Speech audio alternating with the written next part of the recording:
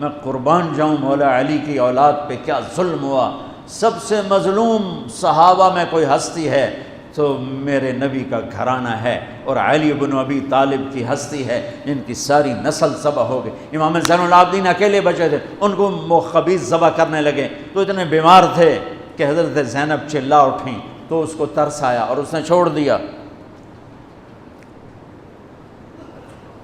امام زین العابدین ساری رات روتے تھے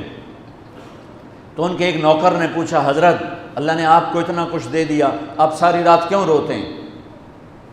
تو انہوں نے فرمایا، وہ پھر رونے لگے، فرمایا ارے میرے بھائی، یعقوب علیہ السلام کا ایک بیٹا گم ہوا تھا جو بعد میں مل گیا، 40 سال روتے روتے آنکھیں سفید ہو گئیں، اندھے ہو گئے، اور میں نے اپنی ساری نسل کو اپنی آنکھوں کے سامنے ذبح ہوتے دیکھا۔ اور آل رسول میں سب سے پہلے علی اکبر شہید ہوئے، سب سے پہلے علی اکبر، اور پھر سب سے آخر میں قاسم بن حسن، چھوٹے تھے، معصوم تھے، ان کے پاس وہ خیمے سے نکلے لاٹھی لے کر جب دیکھا نا کہ چاچا اکیلا رہ گیا، چھوٹے تھے، لاٹھی لے کر نکلے، کم بختوں نے ان کو بھی معاف نہیں کی، اور ایک تلوار کا وار لگا، ان کا بازو کاٹ کے رکھ دیا، ان کا واہ یا عمہ، ہائے میرا چچا، اور گر کے تڑپے نا، حضرت حسین تڑپ کے اٹھے، زخموں سے چور تھے، اور ان کے سرہانے کھڑے ہو کر کہنے لگے، بھتیجے آج تیرا چچا بڑا بے بس ہے، بھتیجے آج تیرا چچا بڑا بے بس،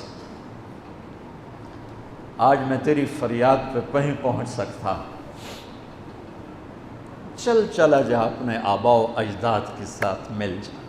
جا، چلا جا اپنے نانا کے ساتھ مل جا،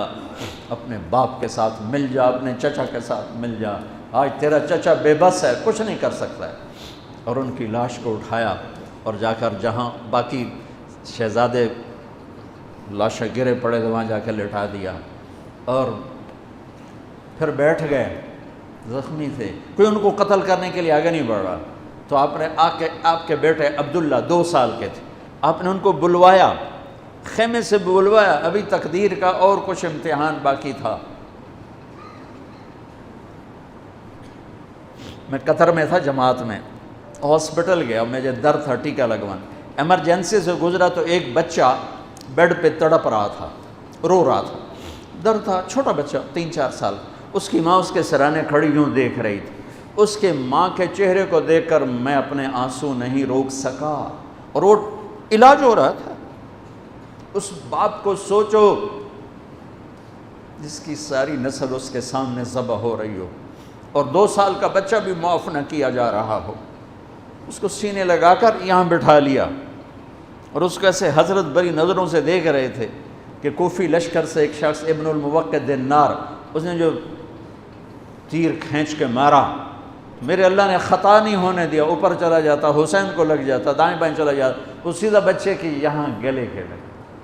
اور بچے کی گردن یوں ڈھلک گئی، اس کی تو آہ بھی نہ نکل سکی،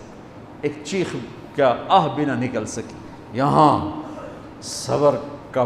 پیمانہ بھرا نہیں، لرز گیا، اور اپنے بچے کا خون دونوں ہاتھوں میں لیا، ایسے دونوں لب بھر کے یوں آسمان کی طرف اچھال دیا کہ اچھا میرے مولا تو راضی ہے تو میں بھی راضی۔ سبحان اللہ، کیا پیغام ہے! اللہ کو راضی کرنے کے لیے ہر قدم اٹھا دو، بکنا نہیں ہے، ایمان نہیں بیچنا، عزت کو نہیں بیچنا، غیرت کو نہیں بیچنا، اسلام کا سودا نہیں کرنا ہے، بچوں کے لیے، اپنے لیے، بیوی کے لیے، عہدے کے لیے، کرسی کے لیے، حکومت کے لیے، مال کے لیے، عزت کے لیے، یہ سب جھوٹے نقشے ہیں۔ یا اللہ مجھے تو چاہیے، اللہ مل گیا تو سب کچھ مل گیا، اللہ نہ ملا تو ہلاک ہو گئے، برباد ہو گئے۔ آخر شمر نے کہا قتل کیوں نہیں کرتے ہو؟ تو زرع بن شریک تمیمی نے سیدھا تلوار کا وار کیا، یہاں لگا، تو اس سے آپ ایسے ایسے لڑکھنانے لگے، تو سنان بن